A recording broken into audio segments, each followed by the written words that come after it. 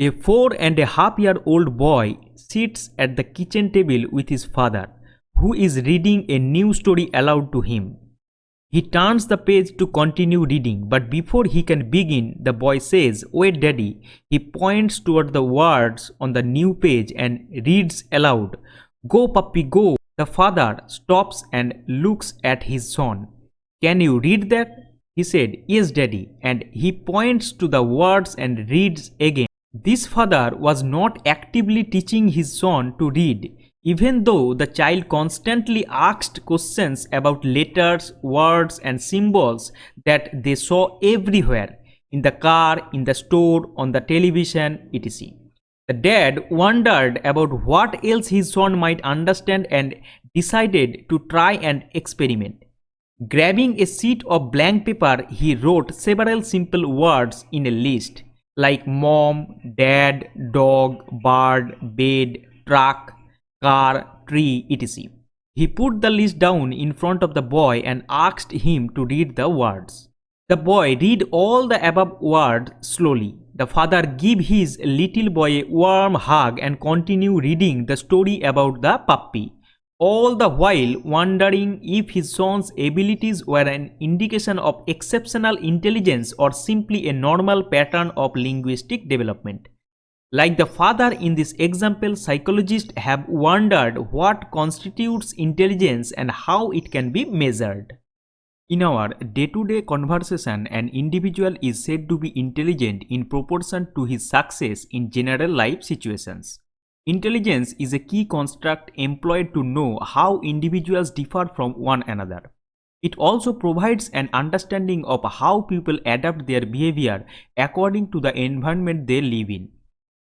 If we watch an intelligent person, we are likely to see in him attributes like mental alertness, ready wit, quickness in learning, and ability to understand relationships.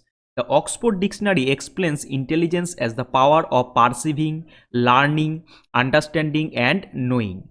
According to Binet, intelligence is the ability of an individual to direct his behavior towards a goal. William James said that it is the ability to adjust oneself successfully to a relatively new situation. Buckingham said that intelligence is the learning ability. According to Tarman, an individual is intelligent in proportion as he is able to carry on abstract thinking. In general, intelligence is the global capacity to understand the world, think rationally, and use available resources effectively when faced with challenges. Some established facts about intelligence. Different studies reveals that intelligence is the product of heredity and environment. Both are necessary for the intellectual growth of an individual, and neither can be considered more important than the other. There are individual differences with regard to the distribution of intelligence in nature, like wealth, health, etc. This distribution is governed by a definite principle that states that the majority of the people are average, a few very bright and a few very dull. As a child grows in age, so does his intelligence, as shown by intelligence test. In majority of the cases, intelligence reaches its maximum somewhat at the age of 16 or 20 in an individual. After that, the vertical growth of intelligence ceases, but the horizontal growth, accumulation of knowledge and acquisition of skills continues throughout the lifespan of an individual. Different studies shows that women are less intelligent than men and vice versa. The result of this research have been either way. Some cases shows that no significant difference has been found. Therefore, it is proper to think that differences in sex does not contribute towards the difference in intelligence. Many research test the hypothesis that whether a particular race, caste, or cultural group is superior to other in intelligence. In USA, it has been a burning problem for centuries. The result of earlier studies, which considers the whites to be a superior race in comparison to the Negroes, have been questioned. Now it has been established that intelligence is not the birthright of a particular race or group. The bright and the dull can be found in any race, caste, or cultural group, and the differences that are found can be explained in terms of environmental influences.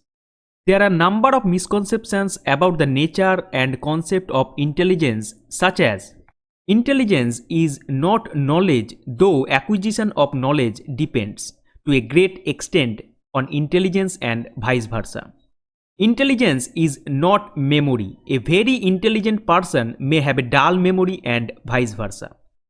Intelligence is not guarantee against abnormal behavior, backwardness, and delinquency, in spite of the fact that it is one of the major factors contributing towards achievement, adjustment, and character formation. Some important theories of intelligence are unitary theory or monarchic theory, anarchic theory or multi-factor theory, Spearman's two-factor theory, Thurston's group factor theory, Vernon's hierarchical theory, Guilford's theory of involving a model of intellect, Howard Gardner's theory of multiple intelligence, etc. We will discuss all about it in the next couple of videos.